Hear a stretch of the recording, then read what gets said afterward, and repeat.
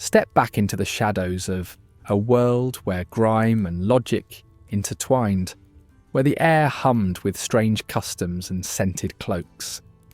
Medieval lives were neither the fairy tales we've weaved, nor the darkness we've imagined. Under the haze of wood smoke, people navigated fears of water while dressing wounds with barbers' hands. Linen undergarments embraced daily grime, and urine, peculiar yet essential, cleansed more than just fabric. Here, where the humble river was a paradox of both toilet and wash basin, intuition might have been muddy, but reason was razor sharp. Draw close. These tales promise to reframe what you know.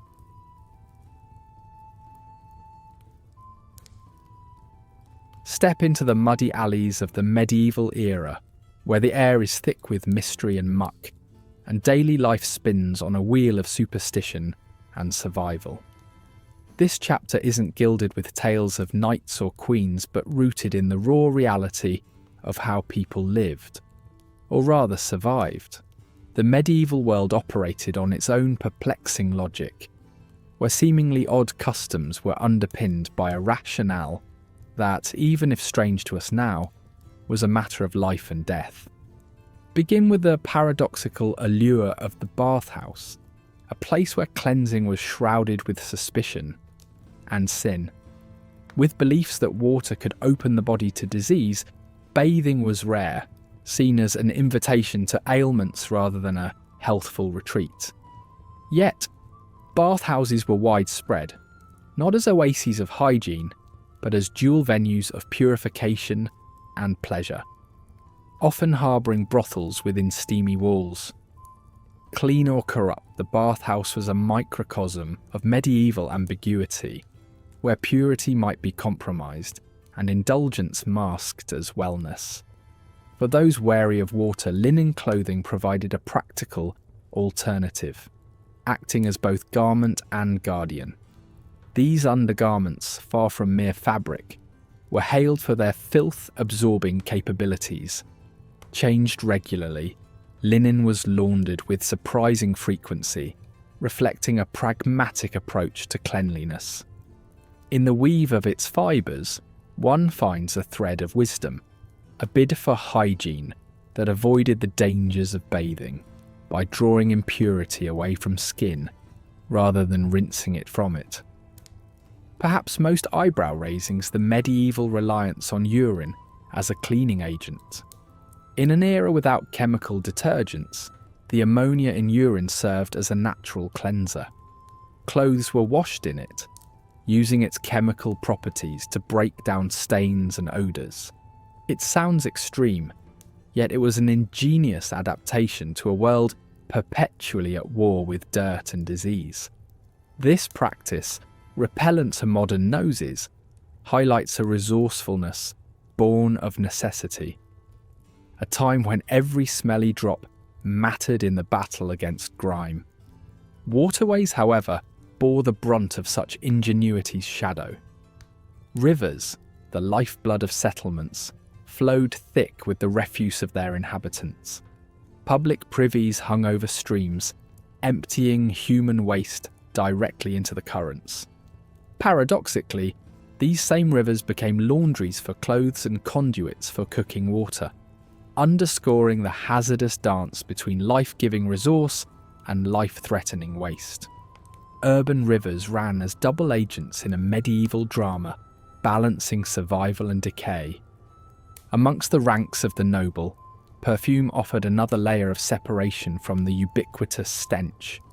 Nobles doused themselves in the finest fragrances, an olfactory badge of status that distanced them from lower-class odours. Yet this fragrant fog did more than mask unpleasant smells. It elevated its wearers, metaphorically lifting them above the earthly decay that surrounded their fine fabrics and oiled hair. Through scent, nobility maintained a fragrant but fragile veneer of superiority. Barber surgeons, striking figures of this era, navigated the improbable intersection of grooming and medicine. With tools of the trade in one hand and medical instruments in the other, they offered more than haircuts. They mended, extracted, and even performed minor surgeries. It was a peculiar intersection, yet barber surgeons held practical sway, where vanity met vitality, and every shave carried an implicit promise of health. In the medical arena, pus held an unlikely reverence. What we see as an infection was, to medieval minds, a sign of healing. The presence of pus indicated that a wound was purging disease, a lauded symbol of recovery. This belief reflects the limited understanding of pathology, where visible signs were interpreted as evidence of internal battles won against the unseen forces of sickness. The concept of bad air, or miasma as a harbinger of the plague, typifies medieval attempts to comprehend rampant disease. With pestilence lurking invisibly, people believed it travelled on the air itself. Doctors donned beaked masks stuffed with herbs to guard against inhalation of this bad air, hoping the fragrance might protect them from the invisible scourge. Though flawed in their understanding, these doctors' practices reveal a world gasping for control amidst the outbreak's sacking breath. Amidst such fears, even a simple glance was not without peril. The belief that diseases could be transmitted through sight itself speaks to the prevailing caution. Every gaze was a gamble, a potential bridge for illness to find its next host. This apprehension of the mere act of looking underscores a world where every interaction was calculated for survival, where sight was as fraught with danger as any pestilence. Concluding this journey through the dirt and dishwater of medieval life, one finds not only strangeness, but resilience in their ways. Behind the perceived absurdity, there was an artistry of adaptation, an improvisation necessary for navigating a world far more mysterious than our own. Through grime and sagacity, the medieval tale spun is less about dirt and more about the human spirit's unyielding endeavour to endure, clean, logical, and ultimately timeless.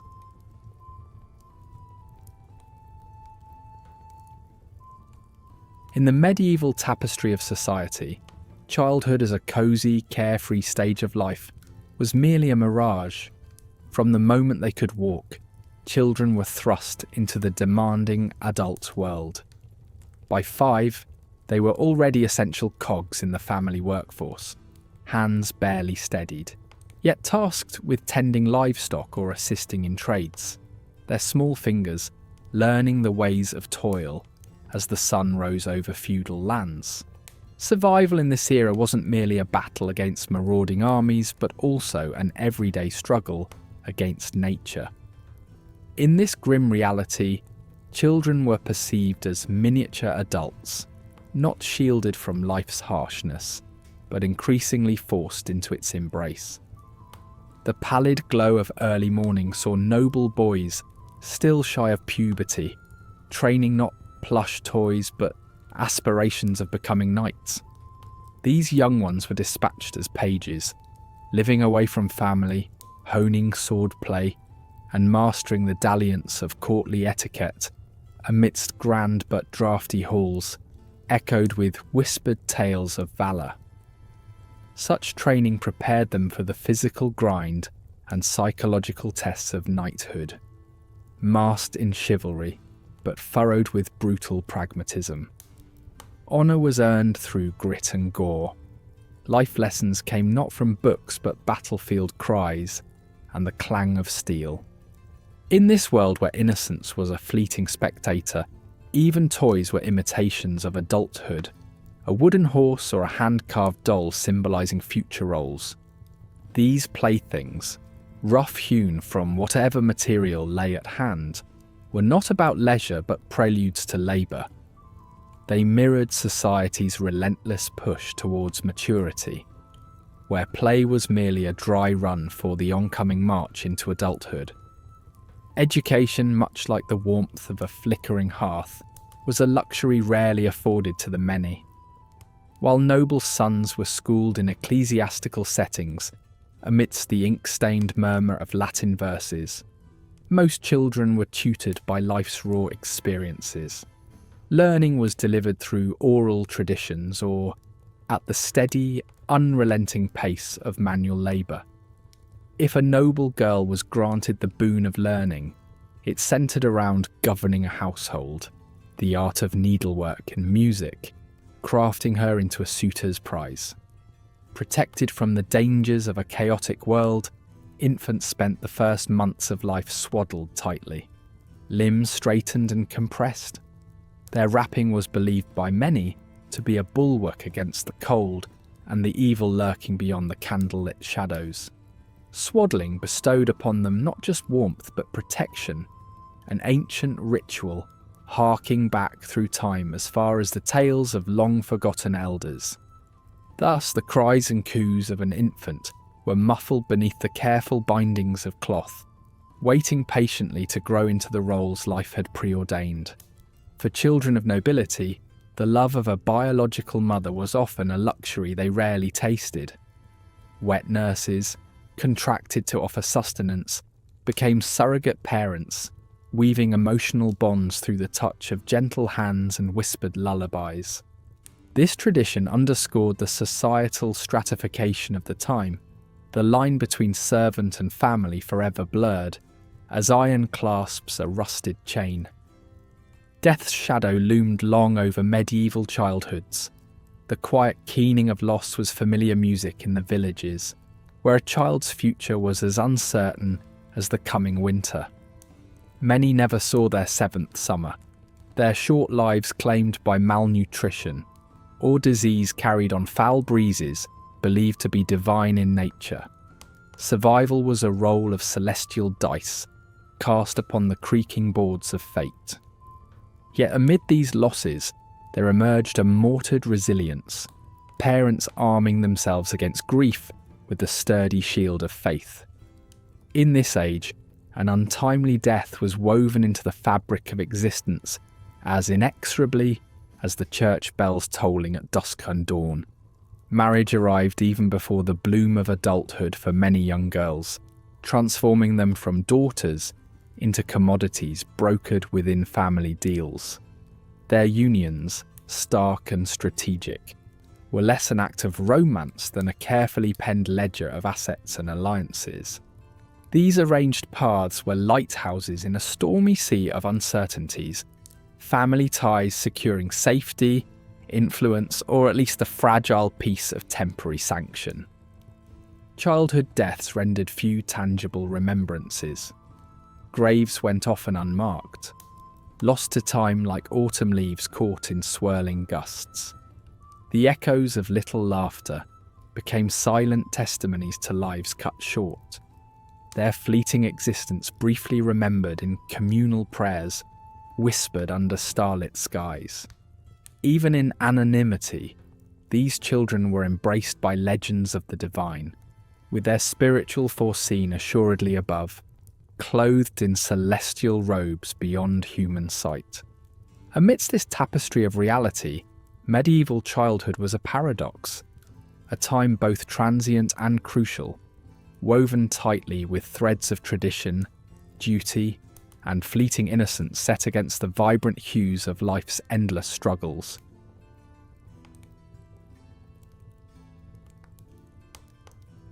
The medieval table was a paradox of nourishment and necessity, where every meal could be a tale of survival or status, layered with flavours both savoury and suspicious. Bread, the unquestioned cornerstone of dietary sustenance, was never quite what it appeared. For the elite, it manifested as soft white loaves, crafted from finely sifted flour. Yet for the peasantry, it was more a matter of grim creativity. Bread that might conceal barley, oats, or even powdered bark, consumed out of sheerest necessity rather than choice. This disparity was far from silent, prompting regulations known as the Assizes of Bread, which attempted to impose order on what people broke for sustenance. Such bread also mirrored the medieval life deeply ingrained with superstitions. Crosses carved into dough before baking warded off malevolent spirits, a practice deeply reflective of the church's pervasive influence in daily affairs. Bread wasn't just food, it was a spiritual and communal lifeline, highlighting the interconnectedness of the village life, which allowed individuals to endure the harshness of existence. Meanwhile, for nobility, dining was theatrical, their tables dazzled with peacocks refeathered and swans more spectacle than nourishment. Eating these exotic meats underscored their societal hierarchy as vividly as the vibrant plumage of their meals. Yet such indulgence came at a price, with overspiced condiments masking spoilage and inviting a menu of ailments unknown to the harder, earthier fare of common folk. Sugar, an indulgence to rival all, slipped into the medieval consciousness with all the allure of alchemical gold. Its Eastern origins and prohibitive costs elevated it to the status of medicinal, more opiate than condiment. While honey coated the kitchens of the commons, sugar glinted in the courts of the wealthy, its presence a sugary whisper of empires and trade winds. Yet sweetness came with its sour consequences as nobles' mouths decayed from within, a decadent telltale of their insatiable taste for this luxury. Even as sugar wrought shifts in agriculture, it unfurled the darker narrative of power and conquest, pooling sweetness over the precipice of a burgeoning slave economy. As for ale, it was a democratic libation, uniting peoples across ages in its frothy hold. With rivers teeming with disease, fermentation distilled safety amid danger. Ale was liquid bread, essential and calorific, weaving its way through communal alehouses where conversations flourished and alliances brewed. Brewsters, often women, wielded the cask as artisans of sustenance and society, their meticulously brewed concoctions binding communities in a shared tapestry of survival and kinship. In this era, spices were priced above gold, tiny miracles of aroma journeying across continents to grace the medieval palate. Their exorbitance imbued banquets with tales of exotic lands, pushing boundaries and palates as they danced prominently over every dish. This fervour fueled explorations and ignited epochs, with cities such as Venice growing wealthy upon the fragrant paths of spice. Within their inherent value lay stories of culture conquest, forming the bedrock of an interconnected world, slowly knitting together through trade and taste. Yet meat, oh how it played deceit upon unsuspecting eaters. The lack of refrigeration ensured that any protein on plate could be a game of risk.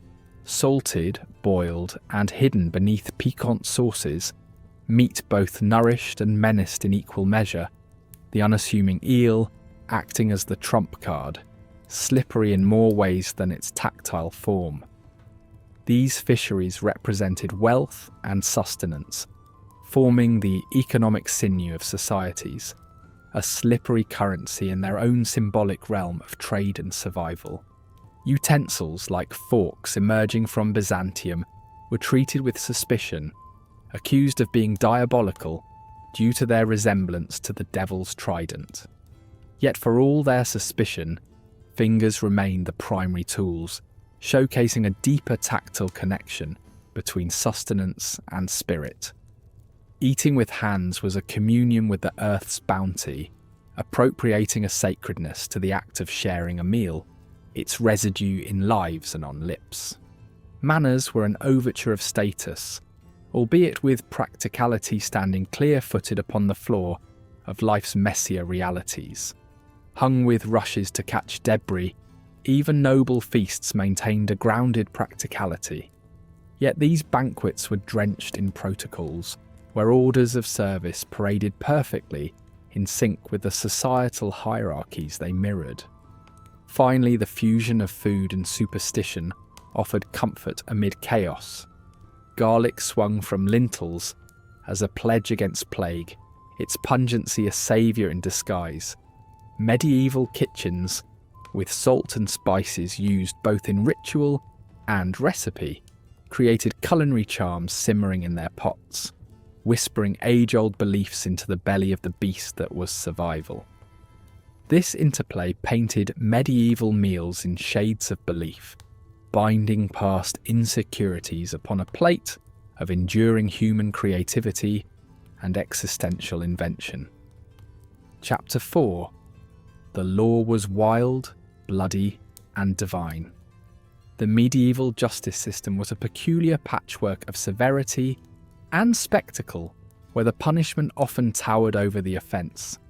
Imagine stealing a humble loaf of bread, a crime that could lead a hapless soul to face the gallows, branding, or cruel mutilation. These punishments served a dual purpose, rooting out crime with fear and reinforcing social hierarchies with public displays of power and piety. Execution days became community gatherings, drawing crowds like a bizarre festival as townsfolk gathered in the squares to witness the rituals of justice unfold.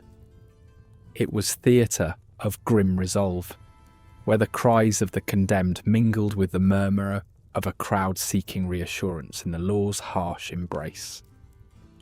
In a world lacking police forces and sophisticated control, communities took it upon themselves to self-regulate. The medieval acknowledgement of justice, intertwined with divine order, believed the harshness of earthly judgments mirrored the gravitas of divine retribution for sins. Laws woven with religious doctrine fortified the Church's grip over secular lives, twining spiritual necessity with crime prevention. Such was the world where justice, layered with sacred duty, painted a landscape of vivid lessons and binding beliefs. Amid this backdrop of severe judgments, trials by ordeal stood as the epitome of faith and fate, grounded in the steadfast conviction that divine intervention was nigh. Picture the scene: a trembling hand reaching into boiling water, seeking divine proof through the speed of healing. Or the accused plunged into cold water, hoping to sink rather than float, their innocence or guilt determined by the whim of water. For people of the time, these were not cruel spectacles but sacred rites, endorsing the belief that God's hand guided human justice. Communities entrenched in this belief turned public trials into reflections of their values and expectations, connecting deeply with the pervasive influence of faith in ensuring justice. In the strange annals of medieval jurisdiction, even animals were summoned to court. Rats, pigs, and insects found themselves standing as accountable beings, a reflection perhaps of an attempt to exert moral order across nature itself. Held in the same standing as humans, these trials might involve a pig being tried as a human killer, underscoring a peculiar anthropomorphism. It was about more than bizarre theatre. It was a show of belief in a universe where even the lowliest creatures bore a place and responsibility under God's creation. These trials, though curious, were deeply symbolic, weaving the natural and human realm into a cosmic order dictated by divine law. Delving further into the realm of medieval enforcement, torture lurked in the shadows as a tool of terrifying persuasion. Sanctioned alike by church and state, it was a grim liturgy to elicit truth. Instruments like the rack and strappado stood ready to extract the confessions of those ensnared. For those times, torture, hanging grimly as it did over suspects, was an almost sacred commitment to truth and absolution. Here was the blunt edge of legal pragmatism, a physical scourge that sat harmoniously within spiritual logic, where it was believed that endurance and confession under duress pointed incontrovertibly to divine clarity. Public executions, meanwhile, amassed as grotesque carnivals of justice, merging the thrill of theatre with moral instruction.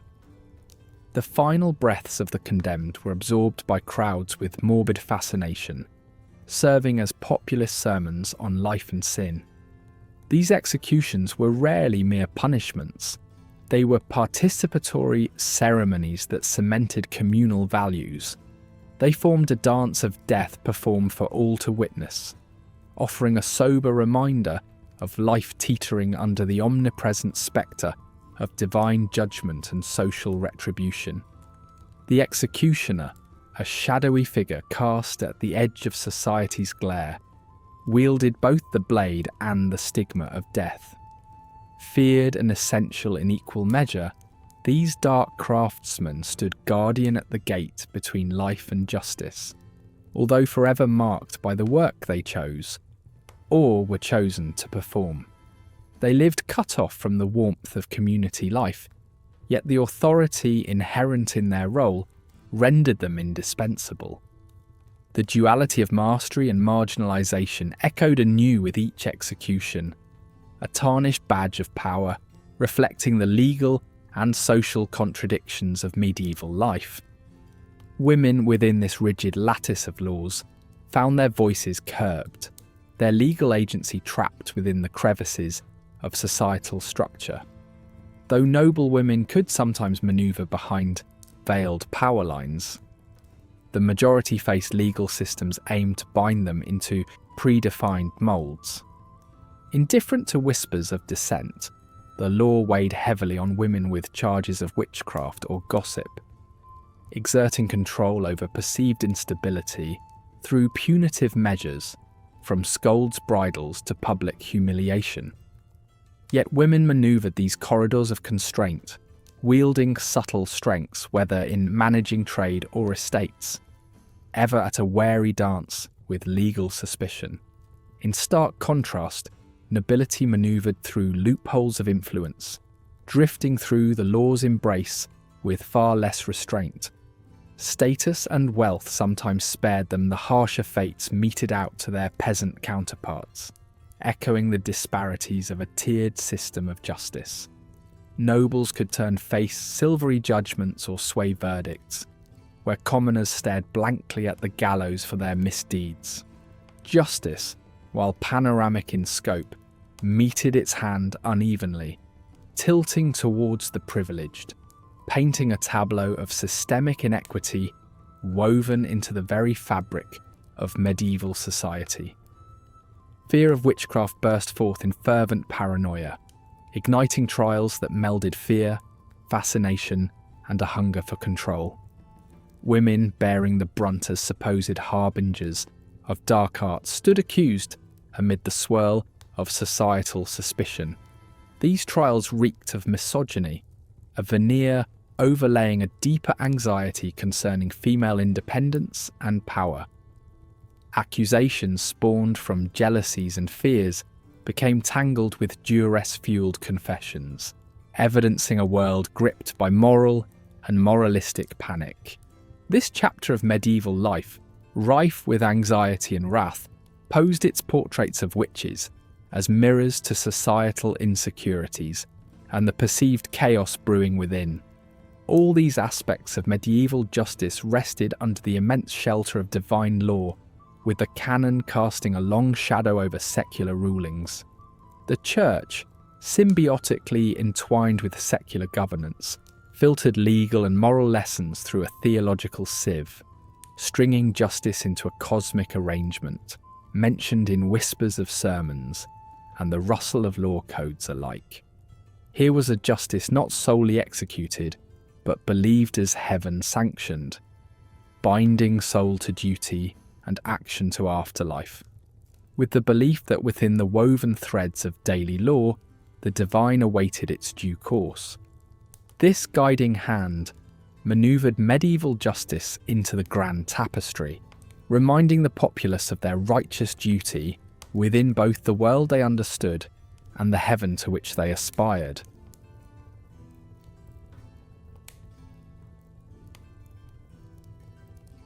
In the medieval world, marriages were more contracts than romantic unions, with strategic alliances taking precedence over personal affection.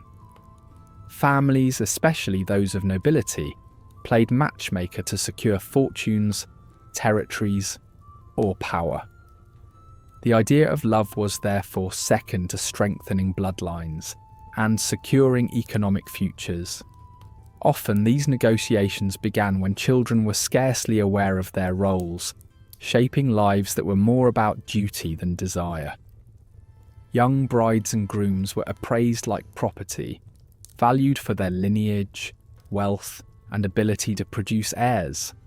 Among common folk, marriage negotiations were less about grandeur, but still focused on building a reliable workforce and stable household. Personal happiness often took a back seat to familial duty, resulting in unions that were more transactional than tender. Although the Church endeavoured to regulate marriages, with emphasis on consent and sacramentality, familial interests frequently overshadowed religious mandates. Documents of the time recount that parental authority, especially that of fathers, was nearly sacrosanct. Laws typically favoured parents over children, granting young people little agency regarding their marital fate. This stress on obligation over emotions contrasts sharply with contemporary ideas of marriage predicated on mutual affection and choice. Love declarations were seldom heard in wedding vows, which focused instead on duty and responsibility, rendering marriage a formidable business agreement rather than a heartwarming union. Further complicating matters, the Church's insistence on clerical celibacy was often more aspirational than factual. Priests were expected to forgo carnal desires for the divine, yet many maintained clandestine relationships. Church records reveal instances of clerics quietly continuing affairs, sometimes raising families, with their celibacy almost superficial against human impulses. This leniency stemmed from a realistic understanding of human nature and the acute shortage of clergy. The Church also held sway over personal conduct, promulgating strictures about permissible sexual activity within marriage. Relations, even among the wedded, were regulated by doctrinal edicts that frowned on indulgence, advocating procreation as marriage's primary purpose. Old confession manuals disclose an almost obsessive need for control, illustrating the Church's immense influence over both celestial and earthly realms. For women, virginity was more than a spiritual value. It was a tangible asset. Noble daughters had their virginity sequestered by the family, ensuring marital prospects and advantageous dowries. Virginity connoted legitimate heirs and mirrored the family's honour. In castles and village squares, whispers of indiscretions could mar reputations and impact marriageability, influencing alliances and strategies. This economic valuation permeated other social layers, with manuals from the period extolling chastity as moral virtue. Virginity's high regard in cultural artifacts revealed its economic implications, permitting families to secure fleshed-out alliances essential for survival during tumultuous times, reducing women to assets, dutifully controlled by familial obligation rather than personal choice. Adultery, on the other hand, was more than sin.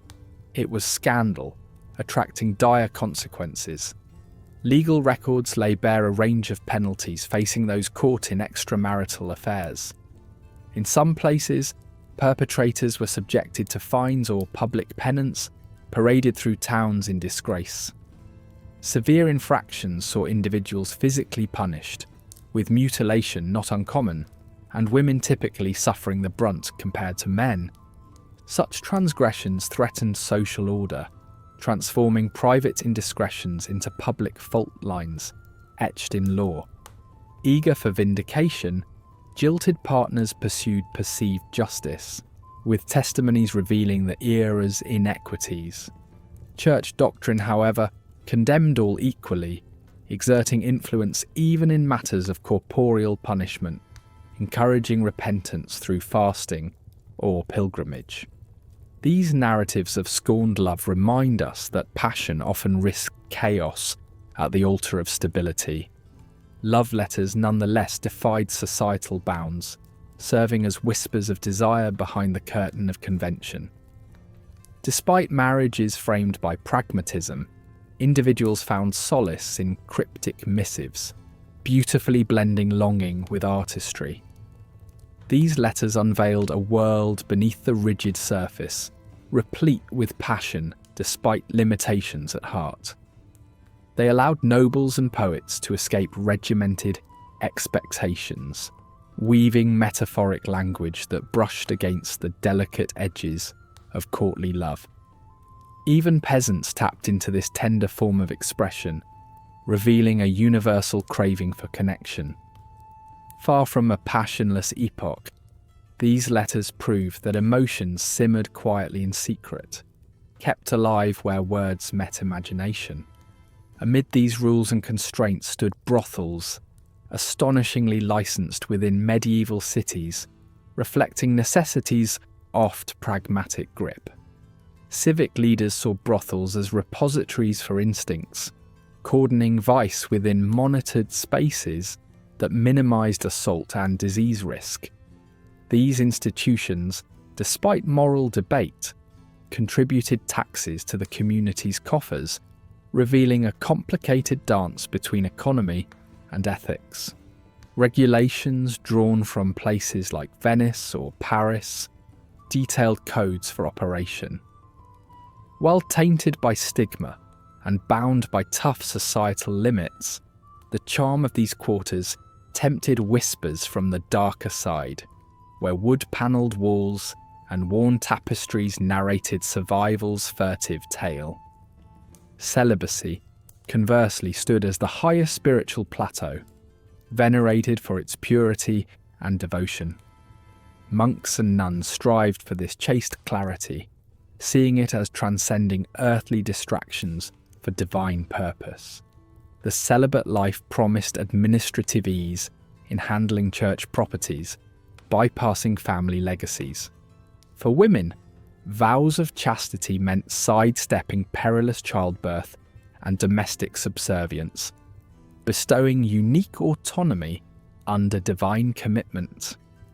Written vows underscored celibacy as spiritual prowess, extolling those who pursued virtue for heavenly aspiration. Yet same-sex relationships, hidden under immense taboo, persisted out of view, revealing human resilience. Church edicts deemed them grave sins, with tales of prosecution and harsh penalties marking chronicle pages. Still, friendships straddled lines, praising companionship in poetic forms that skirted dangerous borders.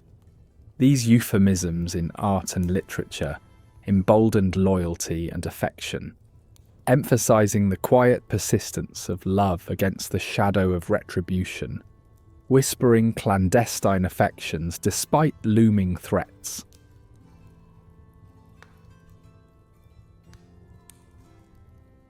In the cacophony of medieval life, nothing was as inescapable as the presence of the church. Imagine waking to the peal of bells, a sound that defined each day, echoing across towns and villages. These bells orchestrated the rhythm of life from sunrise to sunset, marking not just the hours of prayer, but when to labour and when to rest, imposing a sacred order on daily existence. Beneath this chime lay the profound influence of the church, reaching far beyond mere ritual into the heart of educational, moral, and societal norms.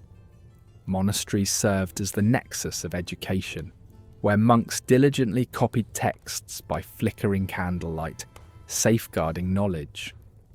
The clergy, often among the few literate souls, determined what thoughts were spread and which were silenced, steering the intellectual currents of the time, like unseen helmspersons, guiding a vast ship through dark, unknown waters. Tithes, a steadfast requirement placed upon every Christian, were paid not just in coin, but also through labour and produce, ensuring that the church's coffers were filled and its dominion unquestioned. This obligation tied the sacred to the economic, creating a bond as unbreakable as the chains of a knight's mail. Farmers set aside parts of their harvest with outstretched hands, and craftsmen offered their skills, knitting together a tapestry of faith that wrapped itself around medieval Europe. Meanwhile, relics of saints became the focus of a different kind of devotion, transforming churches into coveted destinations for pilgrims who brought not only prayers but also prosperity. Relics were revered as tangible links to the divine, believed to channel blessings and miracles to those who knelt before them with hope and reverence. Excommunication hung like a sword of Damocles, ready to sever those who strayed from ecclesiastical mandates. This spiritual castigation was a fate worse than death, a societal void where the excommunicated were shunned, their rights stripped away, their very soul considered doomed. To be cut off from the communal hearth and the embrace of faith was a terror no medieval person wished to endure. The Church wielded this punishment with calculated precision, knowing well its power to bend even the most obstinate nobles and kings to its will, illustrating an unyielding grip over political and spiritual realms. Within the cloistered halls of monasteries, wealth and sanctity existed in a delicate dance. Monasteries were hubs of production, their fields fertile and their granaries full. Yet this prosperity attracted both admiration and ire. While they vowed poverty, their influence and riches spoke of another truth, sowing seeds of debate that later blossomed into calls for reform.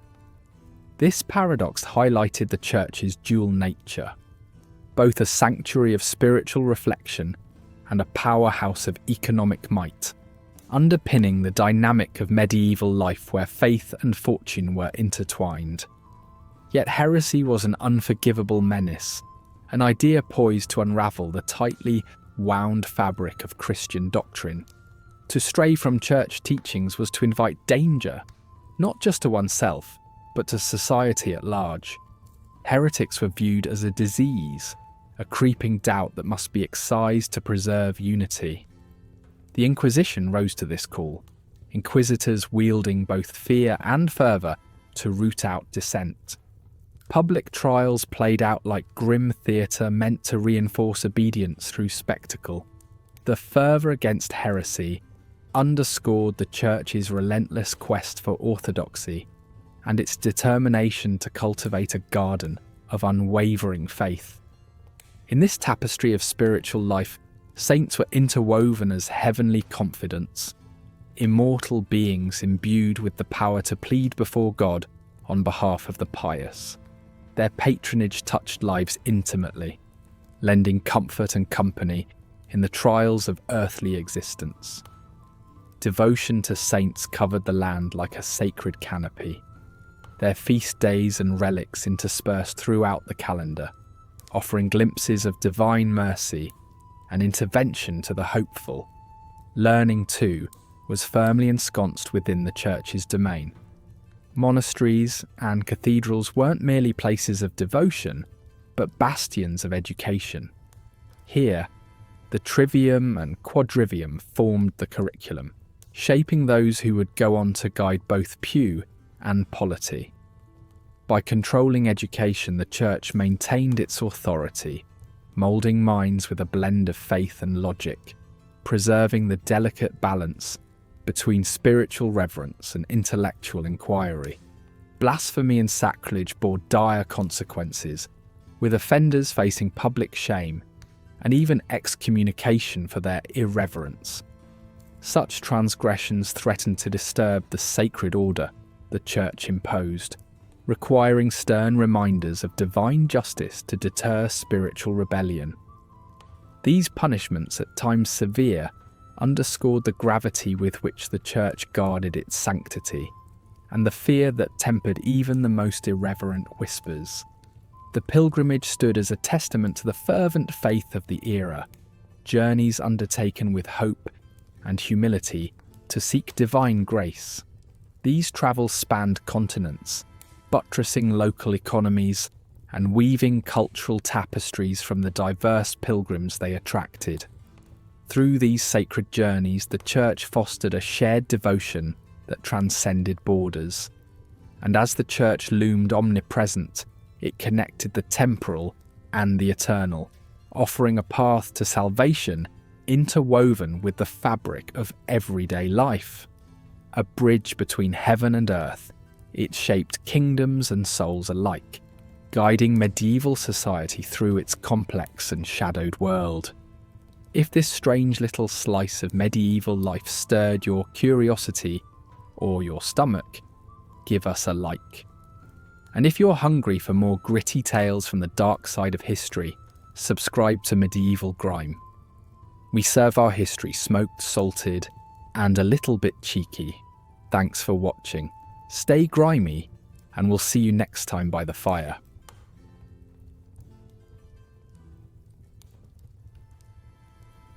In the chronicles of medieval lore, knights often stand as paragons of virtue and honour, clad in shining armour, paragons of chivalric ideals.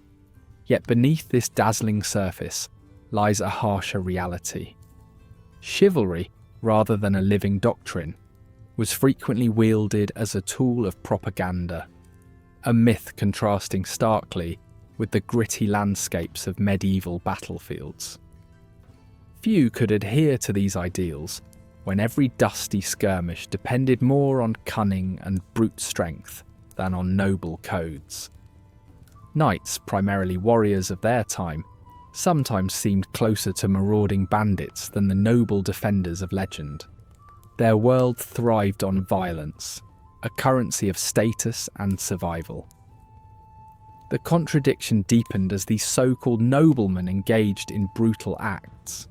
Raiding villages and pillaging lands were not anomalies. They were fundamental military strategies. Human lives became commodities, exchanged for wealth or power in negotiations devoid of mercy. To lower the drawbridge into a village was to invite terror. However, the pageantry of grace and valour remained a convenient facade. Fast forward to the tournaments, events often deemed friendly contests but masking a more sinister purpose. These martial spectacles, with their thrilling jousts and frenetic melees, were inherently violent rehearsals for war. What unfolded in these arenas resembled not harmless sport, but intensive, dangerous training. Knights aimed for prestige, wealth, even noble titles, their endeavours framed by the electric din of clashing metal and the roars of an intoxicated crowd. Yet beneath the hunt for glory lay an ever-present risk. This was practice that could, and did, demand lives. Amidst this tapestry of chaos and clamour, the Crusades emerged, often portrayed as quests of pure religious fervour, aimed at reclaiming sacred lands. Yet greed, land and power entwined with divine ambition to form its true motivators. Promises of spiritual reward were peddled, alongside the opportunity to amass earthly riches. In journeying to the Holy Land, knights and nobles saw a chance for unprecedented conquest and the subjugation of prosperous lands. Here profit fused with the fervour of righteous endeavour. Yet even here the human cost was immense, as empires clashed under the guise of crusade. As sieges wove tragedy into the medieval narrative, fortress walls and the hopes within cracked under relentless siege engines. Designed to avoid unnecessary loss of life, for the attackers at least, sieges fortified suffering, starving cities into surrender. Within these walls, the besieged endured hellish realities, famine, fear, and desperation. As stores dwindled, the question wasn't what food to eat, but whether to eat boot leather or rats. Trebuchets hurled stones and psychological dread in equal measure. Behind these engines of carnage, hope stood like a lone sentinel against the fatigue of waiting armies. Meanwhile, the longbow quietly altered the grand tapestry of war. This unassuming weapon transformed fields of battle into arenas where a peasant, drawing this bow with skill, could bring down the loftiest knight from afar. Deceptively simple, the longbow signalled the erosion of armoured cavalry dominance and the rise of a new military egalitarianism, where precision trumped prestige. Thus began the slow decline of chivalric myths on the battleground, overridden by new paradigms in warfare. For peasants, the summons to war was seldom welcomed, yet rarely resisted. Conscription wasn't a call to arms, it was a reminder of their obligations to lords wielding greater power. Humble labourers, suddenly soldiers, received basic weapons and even less training before being thrust into tumultuous conflict. This juxtaposition between fieldwork and warfare demanded resilience akin to what they'd known in their agrarian lives, or faced severe repercussions for defiance. Yet the promise of war lay not just in noble deeds but also in the gleam of treasure. Victory paved the way for plundering, a rebellious economic force that filled the purses of common soldiers and knights alike. After battle, towns bore the bloodied brunt of looting soldiers, revelling in their supposed rightful rewards. Villages stripped bare of goods, and people sowed hatred and enmity into the continuum of generational enmities. Mercy rarely wandered the beaten paths of war. Humane treatment fell by the wayside as battles bore witness to the credo of no quarter. Here, social norms dissolved into ephemeral mist, allowing brutality to surface in its stead. Entire towns, innocent under siege, reeled from atrocities, fleeting shadows in the sea of dominance that war claimed as spoils. This climate, shrouded in survival, carved its cold lessons deeply into the societal memory of those it touched. The clash and clangour of armours, the knight's shield and prison, were as much the story of protection as of burden. Steel shells encumbered mobility, turning knights into giants of metal. Beneath such layers, sweat dripped, turning fervour to fatigue under the oppressive sun. Armour demanded not just strength, but servants who cloaked or freed knights from this welcome curse. Lastly, the warhorse, companion to the knight, bears an unrivalled legacy in stature and service.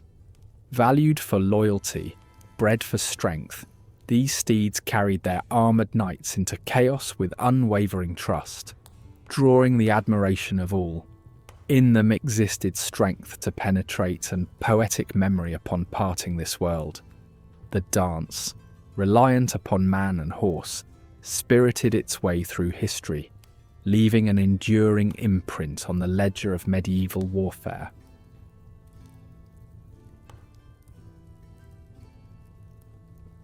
In the shadowed corners of medieval society, women laboured silently yet ceaselessly, forming the backbone of a world that rarely acknowledged their contributions. As men marched to war or toiled in fields, women spun wool, wove cloth, and brewed ale, an essential element of the diet, and a thriving industry led predominantly by them. Amid the simmering cauldrons and the tactile rhythm of weaving looms, their roles stretched beyond the hearth. They managed estates, tended livestock, and worked the land, showcasing skill and tenacity. Despite their invaluable labour, historical accounts, penned from male perspectives, often neglected these efforts, leaving women relegated to the margins of recorded history. Even within the constricted societal hierarchies, women punched through barriers, running businesses or working alongside husbands in family trades. The alewives skilled in brewing were familiar figures, though subject to strict scrutiny and critique. Their success, albeit rare, allowed widows a unique sphere of independence, with the freedom to expand enterprises beyond what was accessible to married women. Yet, the norms dictated their silence, their significant role whispered through the years rather than loudly proclaimed. Women in medicine wielded their own brand of quiet power. Midwives walked the fine line between life and death, their work steeped in the mysteries of childbirth. Accusations of witchcraft haunted them when outcomes were tragic, as they navigated this intricate sphere, requiring profound knowledge of herbs and the female body. Their expertise, frequently passed down through the generations, was often met with skepticism by the male-dominated medical establishments. Yet some women defied norms, becoming adept in the rudimentary surgeries of the time, offering compassion and discretion to their clientele amid the harsh practices. Noble women, behind stone castle walls, engaged in a subtle dance of influence and diplomacy. They did not wield swords, but bound kingdoms through marriage alliances and nurtured future rulers in the cradle. Queens took on the mantle of power during their husbands' absences, managing realms and brokering peace. Figures like Eleanor of Aquitaine and Isabella of Castile exemplify the nuanced power wielded by queens, who transcended their limited roles to leave indelible marks on politics. Their legacies, though overshadowed by their male counterparts, remind us of the intellectual and strategic mastery required to navigate such patriarchal structures.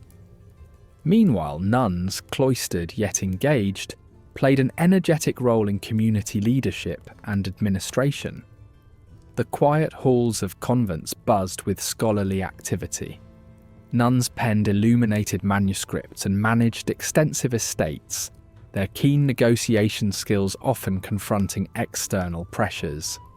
Within the religious confines that restricted them, they embraced opportunities for influence, subtly rewriting the boundaries of female agency under a watchful eye. Their voices resonated through the scriptoria, defying attempts to silence them. Legal frameworks painted women as property, mere conduits of inheritance. Yet pockets of agency persisted. Widows wielded unexpected power, managing households and leveraging the freedom afforded them in the absence of matrimonial bonds. They navigated complex inheritance laws, their fortunes often subject to the whims of local customs and church doctrines. Despite the legal confines determined by patriarchal society, women found ways to assert their rights, illustrating the nuanced dance between oppression and agency. Childbirth in the medieval era lay at the crossroads of joy and fear, a poignant reminder of women's precarious existence. Stories of perilous births haunted the corridors of memory. The birthing chamber, a crucible of life and death. Midwives served as stalwarts, armed with knowledge unacknowledged by prevailing medical wisdom. Surrounded by sacred relics, prayers, and herbal concoctions, women faced immense pressure to produce heirs, knowing well the stakes involved. The invisible thread of mortality wove through the fabric of their lives, reminding all of life's fragile, transient nature. Witch hunts, a nadir of gendered fear, found fertile ground in the societal unease of the era. Women, especially those bold enough to attract attention, fell prey to accusations that painted independence and deviation from norms as dark arts. Misunderstandings of femininity and autonomy culminated in trials filled with brutality and false confessions, underscoring a societal need to reassert control. These hunts cast a glaring light on the inherent fear and resistance toward any shift in female power. laying bare the lengths society would go to maintain control. Yet within these dark tales, a whisper of rebellion can be heard. Women who donned male attire to assume roles as warriors, travellers, or scholars. These individuals defied societal norms, refusing to let the confines of gender and class deter them. Joan of Arc remains a storied example, donning armour and leading troops to victory. Beneath the veil, many evaded detection, only revealing their identities through death or chance. These stories challenge the reductive binaries of medieval gender roles, presenting a more nuanced landscape where personal agency pushed against cultural constraints. Interwoven with myths, the legends of female saints epitomised resilience within faith. Stories like those of St. Catherine of Alexandria transcended earthly concerns, intertwining devotion with miraculous interventions. Venerated and idolised, these women offered a lens through which to view the complex interplay of gender, power, and religious identity. Their narratives resonate across time, illuminating an era where women's voices were as indelible as they were enduring. In the flicker of the firelight, their stories are retold, resonant echoes of a past both strange and achingly evocative.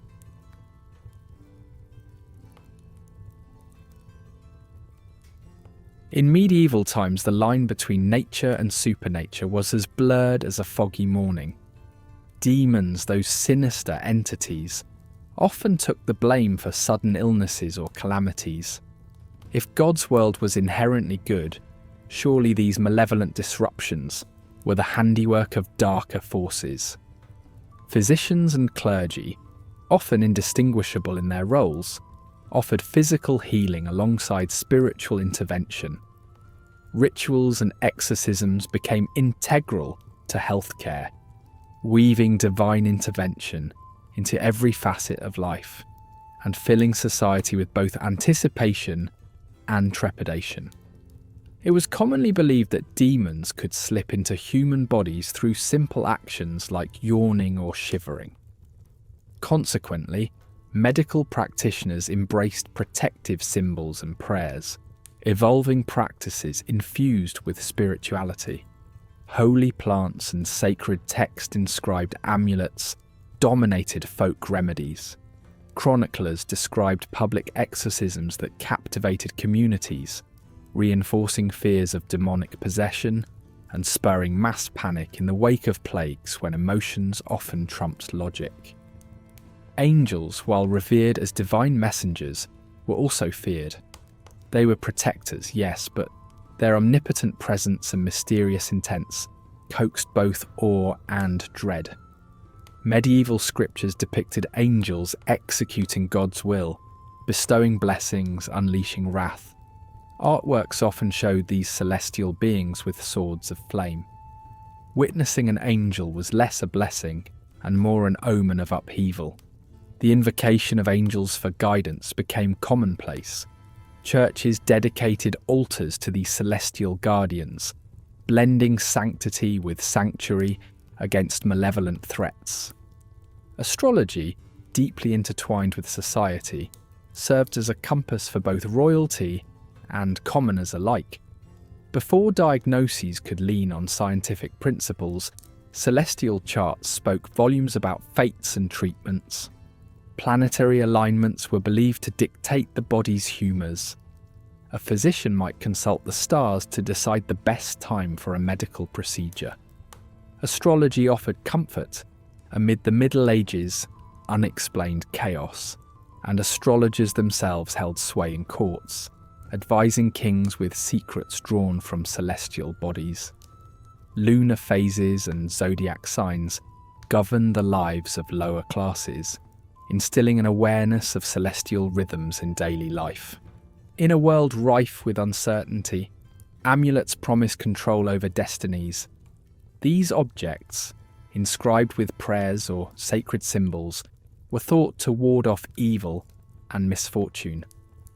Intricately designed and often adorned with religious iconography, these charms hung from the necks and wrists of rich and poor alike. Artisans and clerics safeguarded these supernatural accessories, their engravings amplifying the object's power. Rather than mere fashion, these items were believed to hold cosmic purpose, infusing daily life with a mix of art and divine protection. Nightmares were far more than mere bad dreams. They were spiritual incursions. People saw these dastardly visions as messages from other realms. Manifestations of fear, guilt, or morality could haunt one's sleep, prompting clergy to intervene with interpretations. Folklore brimmed with tales of night creatures whispering secrets, transforming nightly rest into a battleground of the soul. Communities exchanged these nightmare-themed stories, instilling a shared belief in dreams as moral compasses that reframed perceptions of virtue and vice. Fairies, enigmatic beings feared more than adored, seemed to dance just beyond the edge of human perception. These capricious creatures haunted pockets of medieval folklore, spinning cautionary tales of enchantment and moral lessons. Stories warned of being fairy-led, bewitched and wayward, wandering amid shimmering meadows. Fairy rings, those circular patterns in the fields, marked evidence of nighttime revels, and crossing them promised peril. Such tales interwove with societal caution, instilling rituals and offerings meant to appease these elusive sprites. Ghosts, too, wandered medieval landscapes, not as terrifying spectres, but as souls caught in purgatory. Christian doctrine framed them as spirits unfinished in their divine journey, bound still by unresolved sins. Their melancholy forms and mournful wails were reminders to the living to maintain righteous paths. Pilgrimages to holy sites and prayer sessions for the departed aimed to appease these restless spirits, intertwining life with the afterlife and binding communities in a shared sacred duty of redemption. The evil eye, malevolence bound in a glance, was a superstition feared across peasantry. This dark manifestation of envy caused illness and misfortune, particularly to livestock. Talismen were employed in defence, adorned with charms and blessings to guard animals from this unseen peril. The fear of the evil eye bred an atmosphere of suspicion, testing the delicate balance between coexistence and protection, where each day's survival required watchful diligence. In the medieval mindset, dreams held the weight of divine messages and were seen as direct communications from higher realms. Ignoring their symbols posed dangers, as these nocturnal visions could unravel prophecies or truths concealed during waking hours. A bustling industry of interpreters promised insight, selling interpretations that guided personal and societal choices through scrutinized lenses of faith and scripture. These dream follow-ups offered a celestial glimpse into the minds and hearts navigating an unpredictable world. Finally, the devil himself loomed large, an omnipresent shadow that mimicked both the mundane and majestic. A theological adversary, yes, but also a catch-all for social and moral decline. An ever-present reminder to remain spiritually vigilant. From art to chronicles, his depiction varied, but always marked the need to steer clear of temptation's perilous embrace. This supernatural presence, entwined with folklore and sermon, painted each earthly struggle as a mini-battle in the cosmic play of sin against salvation.